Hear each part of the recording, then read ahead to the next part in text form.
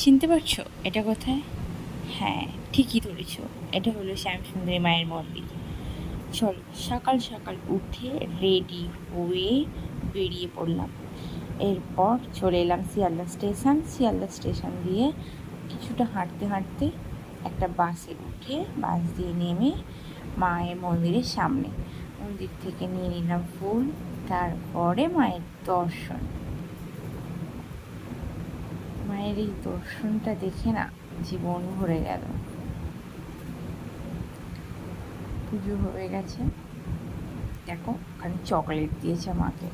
এই মা শ্যামসুন্দরী যে চকলেট খেতে ভালোবাসে, তাই মায়ের একটা ছোট্ট চকলেট দিয়েছে। পুজো হয়ে গেছে, তো পুষ্পাঞ্জলি ফুল সবাইকে এখন দেবে।